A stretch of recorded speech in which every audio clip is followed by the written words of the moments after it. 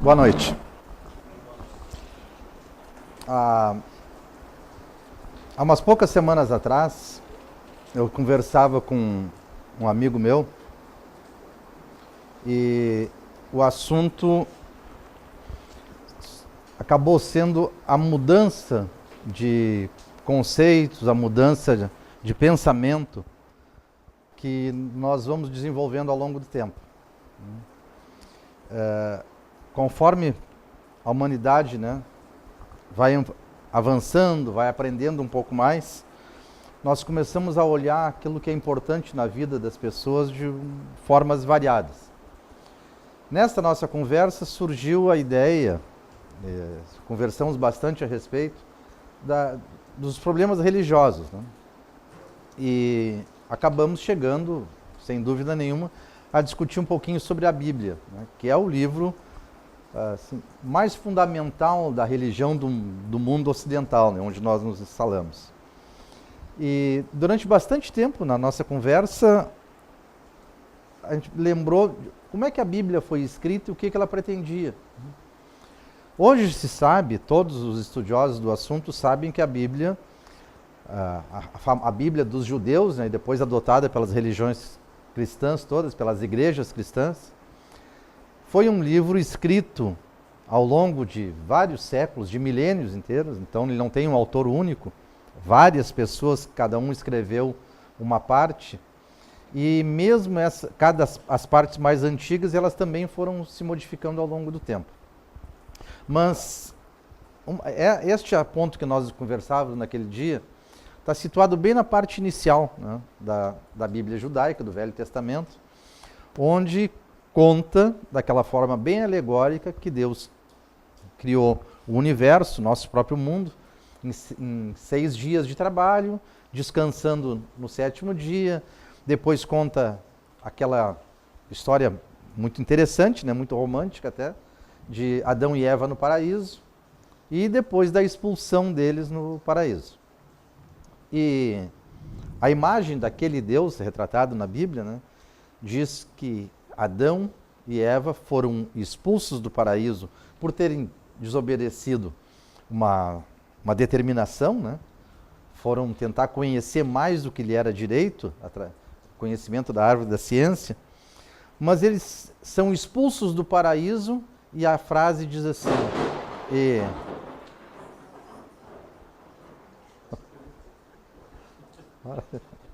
quase caiu no chão a rosa, que coisa. Eles foram expulsos do paraíso e diz que eles foram então condenados a ganhar o pão com o suor do próprio rosto. Isso só ficou marcando a nossa história toda como o trabalho é algo penoso. E mesmo aqueles povos que derivaram da Bíblia, adotaram ela de alguma maneira, sempre houve uma certa forma de ver o trabalho como se fosse um castigo. Trabalho é essencialmente algo a ser feito por aqueles que estão numa escala inferior da sociedade. Porque aqueles mais inteligentes, mais sábios, mais ricos, mais bonitos, estão isentos do trabalho. Bom, essa história há séculos existe assim. Quando surge, há 160 anos atrás, o Espiritismo aqui na Terra, esta visão começa a mudar, porque os espíritos superiores nos dão uma outra noção do que é o trabalho. Então é sobre isso que nós vamos tentar conversar um pouquinho hoje à noite. Bem, a primeira coisa que nós devemos lembrar é que tudo que consta neste livro, o Livro dos Espíritos, foram indagações, perguntas constantes e sucessivas que Kardec faz ao mundo espiritual, tentando entender da forma mais clara possível como era o mundo, o nosso universo, a existência do espírito e as relações do espírito, cada um com os outros, entre si, estando aqui no mundo físico ou no mundo espiritual. Num determinado momento, Kardec faz a seguinte pergunta para o mundo espiritual, dizendo, afinal de contas, o que é a lei de Deus? E os espíritos respondem, assim, a lei de Deus, ela é a lei natural, é a lei que explica como o universo existe, como ele funciona e como também os seres humanos, né, os espíritos, a parte inteligente do universo, como é que eles são também, como é que eles devem progredir. Kardec entende essa resposta, mas não satisfeito, ele diz assim, mas tudo bem, como é que é isso? Como é que nós vamos entender esse processo todo? Aí os espíritos também recomendam para ele. A lei natural, ela não é revelada. Ela deve ser feita e descoberta por esforço do ser humano.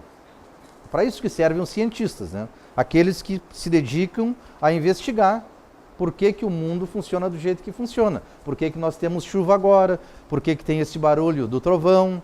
Cada uma dessas coisas são explicáveis pelas leis da natureza. Mas isto a respeito do mundo material. Aí os espíritos também disseram para Kardec, mas tem um outro conjunto de leis que, bem examinados, eles estão escritos na consciência do homem. São as chamadas leis morais. Kardec, cumprindo muito bem o papel dele, também não fica satisfeito e ele pergunta o seguinte: então me digam se as leis que estão na consciência do ser humano são leis morais, me respondam o que é moral, afinal de contas. Porque o conhecimento humano, o conhecimento filosófico, cada um dá uma resposta do seu entendimento. Os espíritos disseram o seguinte: a resposta é a mais simples possível. Moral é a regra de bem proceder. Isto é, moral é saber distinguir o bem do mal. Tudo o que tem importância moral para o ser humano se funda na observância da lei de Deus. O homem procede bem quando faz tudo pelo bem de todos, porque ele está cumprindo dessa forma a lei de Deus. Uma resposta muito concisa, muito clara, né? Mas Kardec segue investigando, ele não se contentava. Eu queria saber um pouco mais para deixar isso muito bem esclarecido. Ele pergunta então nos digam quais são as leis morais fundamentais. E os espíritos dizem o seguinte: a primeira e mais importante de todas é a lei de adoração. É aquela que vai nos fazer reconhecer e sermos gratos ao Criador pela nossa própria existência. É a mais importante de todas, porque nos coloca em contato direto com o Criador. A segunda é a lei do trabalho. Depois, a lei de reprodução, aquela que explica por que nós estamos sempre, os homens e as mulheres, providenciando e cada vez mais desenvolvendo o número de pessoas na humanidade. Nós temos filhos, criamos as nossas famílias, obedecendo uma lei moral e uma lei natural. Mais uma, a lei de conservação, o que nos dá a obrigação moral de cuidarmos da nossa vida e do nosso corpo. A lei de destruição, que explica a exigência de, no mundo material, a existência da morte. A lei de sociedade, que vai explicar por que nós devemos viver em conjunto. A lei do progresso, por que a nossa humanidade avança e se melhora a cada vez mais. A lei de igualdade, que diz que nós todos somos criados da mesma forma e teremos o mesmo destino de absoluta felicidade. A lei de liberdade, que diz que nós somos tão livres que até direito de desobedecer às leis de Deus nós temos. A lei da justiça, do amor e da caridade. Mas cada uma delas, né, nós poderíamos ter conversa para um ano inteiro e provavelmente não alcançaríamos tudo ainda. Então nós vamos falar um pouquinho hoje, na verdade, sem procurar instigar que cada um de nós pense a respeito de uma dessas leis, que é a chamada lei do trabalho. E aquelas coincidências boas da vida, há poucos dias eu vi um texto na Zero Hora que ele nos chama muito a atenção sobre esse aspecto. O autor, Mário Corso, né, é um psiquiatra famoso, né, aqui do Rio Grande do Sul, e é um colaborador eventual da Zero Hora, e ele escreveu este texto, que está aqui, eu recortei, que tem o título de Gambiarra. E ele diz o seguinte: sabe a gambiarra? Aquele atadinho com arame que se eterniza nos caminhos do cotidiano? É tudo aquilo que nós fazemos apressadamente e não voltamos depois para corrigir. O interruptor que só fica ligado com uma ajuda do clipe. O vazamento amarrado com pano. A joaninha no lugar do botão. Tenho alergia a esses enjambres. Meu pai dizia que do futuro nunca se sabe. Então, por que não fazer também um curso prático? O conselho era bom e fiz. Escolhi e me formei como torneiro mecânico pelo Senai. Já posso ser presidente, diz ele. Nunca duvidei de que iria estudar engenharia. Logo, essa escolha do curso técnico também seria um passo nessa direção. No Senai, eu encontrei o meu mestre zen da paciência e da meticulosidade. Jorge, meu instrutor de mecânica, era contra todas as formas de gambiarra e classificava os mecânicos em dois grupos: os que usam todas as ferramentas e os que fazem tudo com um martelo. Na improvisação da ferramenta para ganhar tempo, o resultado até pode ser igual, ou de uma diferença imperceptível. Mas, às vezes, quebramos a peça quando não quebramos o martelo. Enfim, ele lutava contra o espírito da pressa, da improvisação de materiais e instrumentos. Claro, numa emergência, o improvisador ganha, pois é necessário criar com o que se tem à mão. Ali, a genialidade é fazer a melhor gambiarra. Mas, em situações corriqueiras, ela é a malandragem para terminar logo. A economia nos detalhes para tapear. É o vai de qualquer maneira ao menor custo. O que Jorge nos ensinava é que a gambiarra, mais do que uma maneira desleixada de produzir, é uma atitude, é um jeito de ser. A esperteza é uma solução que não inclui o futuro. Ali na frente aparecerá o furo. Eu não levava jeito para a mecânica e nem terminei a engenharia, diz ele. Mas eu posso dizer que aprendi que os atalhos sempre cobram seu preço. Luto contra a improvisação desde então, e ela segue me irritando. Afinal, vivemos no país do jeitinho. A escravidão marcará o Brasil por muito tempo ainda. Uma das coisas que fundou a nossa concepção do trabalho foi a alienação a ele. A única saída do escravo para se proteger de ser desgastado como uma ferramenta, de ser visto como um bem não durável e descartável, era se esquivar das tarefas. O jeitinho brasileiro é herdeiro desta malandragem defensiva. Quando combato em mim a gambiarra, me identifico com um país que ainda não elaborou totalmente este aspecto do seu passado. Jorge intuía que a nossa saída era criar uma nova ética do trabalho como forma de mudar a malemolência nacional. Que legal, né? E se nós olharmos para o nosso país, isso aqui, então, é um retrato, né, do que nós temos aqui. O Brasil ainda tem uma ideia que trabalho é para os inferiores. Que aquele que é mais esperto, que teve mais sorte, teve mais condições na vida, ele pode eventualmente se dar o direito de explorar o trabalho do outro, né, e deixar a vida correr, porque isso é da própria natureza. Ora, nós sabemos que não é assim, né, e neste aspecto, o mundo espiritual vem nos fazer essas contribuições todas. Trabalhar é uma obrigação moral de cada um. Porque é uma lei moral que exige de cada ser humano a sua parcela de trabalho. Kardec, impressionado com esse assunto, ele pergunta mais uma vez para o mundo espiritual, né?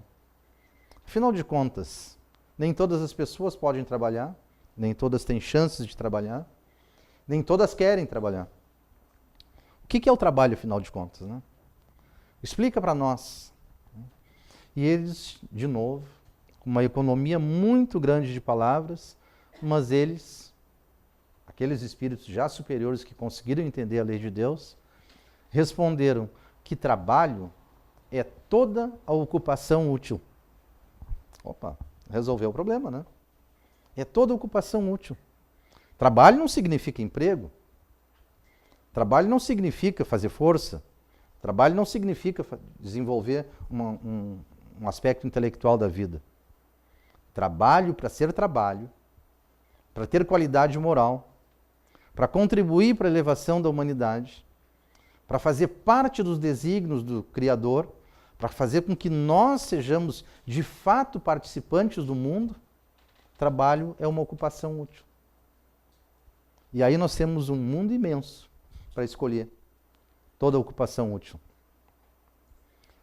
No meio espírita, em todas as sociedades espíritas, nós temos um tipo de, eu não diria nem de pensamento, mas um tipo de atitude. Nós costumamos dizer que todas as pessoas que desempenham algum tipo de tarefa numa casa espírita, numa sociedade espírita, é um trabalhador espírita. Esse trabalhador pode ser o presidente da casa, que tem, por um determinado tempo, a tarefa de cuidar das questões gerais, de manutenção dela, de manutenção inclusive no campo social, né? E aquele que vem aqui, varre o chão da casa quando está sujo, né? Que ajuda, de qualquer forma, com que a sociedade se organize materialmente, ou que faça um trabalho de apoio, de auxílio a qualquer outra pessoa. Porque todas essas formas de ocupação do tempo, elas têm uma finalidade útil. E é este tipo de compreensão que nós, quando buscamos entender a doutrina espírita, buscamos procurar também. Existe no nosso mundo, na nossa sociedade, milhões de oportunidades de trabalho. Cabe a cada um de nós, no seu dia a dia, na sua vida familiar, na sua vida no local de trabalho, aquele trabalho que a gente executa procurando ganhar o dinheiro para o próprio sustento e o sustento da família, mas no contato com todas as pessoas com que nós nos deparamos na vida, sempre existem oportunidades de sermos úteis.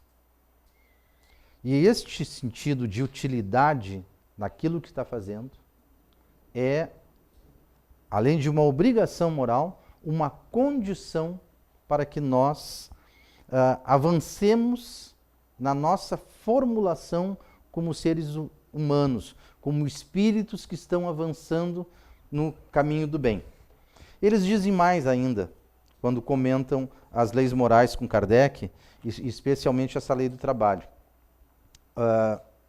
Kardec pergunta também assim, pensando na condição presente, né, que se pensava que trabalho era uma coisa penosa. Kardec pergunta assim, das condições, das diferentes posições sociais de todos os homens, nascem necessidades que não são idênticas para todos os homens. Não pode-se interpretar por aí que a lei natural, essa lei do trabalho, não é uma exigência uniforme, porque alguns de nós temos mais necessidade de trabalho, no sentido do trabalho físico, às vezes um trabalho penoso até, do que outros, que por diversas circunstâncias têm aparentemente um trabalho muito mais fácil, muito menos penoso, mais rentável financeiramente, de melhor projeção social. Mas os espíritos responderam o seguinte, não, nada disso. Essas diferentes posições de cada pessoa na sociedade são da própria natureza da lei de sociedade. E elas são muito adequadas à própria lei do progresso. As condições de existência do homem mudam de acordo com os tempos e os lugares, do que lhes resultam a cada um necessidades diferentes e posições sociais apropriadas a essas necessidades. Quem trabalha não é aquele que faz esforço físico ou mental. Trabalha aquele que tem alguma ocupação útil. Isto muda completamente a nossa visão do trabalho. Na verdade, está nos chamando a atenção quando falam os espíritos na lei do trabalho, no conjunto de leis morais que devem reger a própria vida, eles estão dizendo dessa forma que nós devemos fazer um esforço constante, permanente e absolutamente consciente que nós devemos trabalhar a favor do próximo. Claro que trabalhando a favor do próximo, nós precisamos trabalhar para construir e solucionar as nossas próprias necessidades. Fazer uma casa para o seu próprio abrigo é um tipo de trabalho. Mas quem está fazendo isto, quem está construindo a sua própria casa, está demonstrando, se fizer isso com a intenção moral adequada, ele está demonstrando para todos os outros que, na verdade, todas as pessoas também deviam construir a sua própria casa para ter uma condição adequada de vida, para cumprir a própria lei de conservação. Quem está construindo a sua própria casa está, quem sabe, também dando emprego ao outro, permitindo que ele ganhe o seu próprio sustento. Trabalho é uma condição moral, desde que feita com esse sentido. Um avanço na própria vida, um avanço nas relações entre as pessoas. Há muito tempo atrás, eu acredito que uns 15 anos atrás, em Porto Alegre, num dos eventos organizados pela Federação Espírita, foi apresentado um trabalho a respeito do próprio trabalho, um trabalho intelectual, um trabalho explanativo, a respeito da lei do trabalho sob a visão espírita. E o expositor, naquela ocasião, ele dizia que todas as nossas determinações legais, né, a nossa CLT, digamos assim, Consolidação das Leis do Trabalho aqui no Brasil, todos os itens dela têm amparo na doutrina espírita. Porque quando se fala em lei do trabalho, Kardec pergunta, e os espíritos respondem também, por exemplo, que... Onde está? Aqui eu acabei não marcando. Ele pergunta se o repouso periódico, em função do cansaço do trabalho, também está incluído na lei moral. A resposta deles ela é inspiradora, no mínimo, vou dizer. Porque os espíritos dizem o seguinte: sim, se alguém trabalha e por isso desgasta o corpo físico, para poder continuar trabalhando, ele tem que descansar. Então é a justificativa para o nosso domingo de descanso, é a justificativa para as férias que nós temos. Mais ainda, Kardec pergunta para o mundo espiritual: o que pode fazer e qual é a justificativa que existe numa sociedade quando algumas pessoas querem trabalhar, precisam trabalhar e não encontram sustento? Kardec diz que, na verdade, isso não é uma derrogação da lei natural. Ele diz que simplesmente isto é um processo de evolução da lei de sociedade. Diz que a economia, ela justifica que, se nós conseguirmos equilibrar a oferta de serviços, a oferta de bens, igualzinho às necessidades das pessoas, não haverá ninguém desempregado. Mas os espíritos também dizem assim: passará muito e muito tempo, e olha que o nosso tempo aqui na Terra não é o mesmo tempo espiritual, né? Mas passará muito tempo até que a sociedade humana consiga resolver todos esses problemas. Haverá, por muitos e muitos séculos, eles dizem aqui, ainda gente desempregada. Gente necessitando trabalhar para o próprio sustento e sem encontrar na hora que quer, na hora que está necessitando o trabalho. Kardec pergunta, o que vocês nos recomendam então?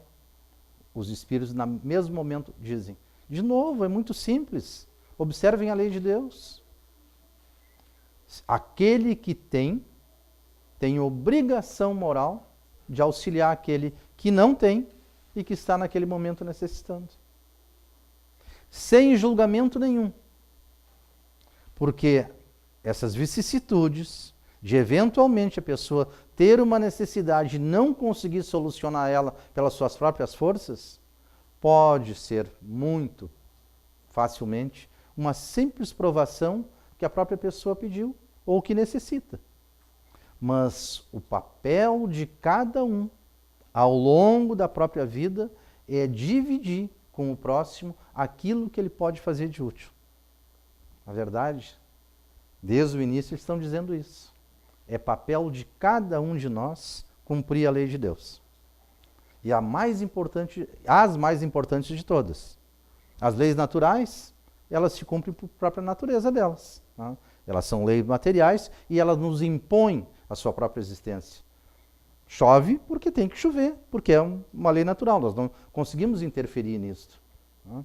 O sol aparece e a lua também aparece à noite, porque a natureza está disposta assim, então nós temos condições de interferir.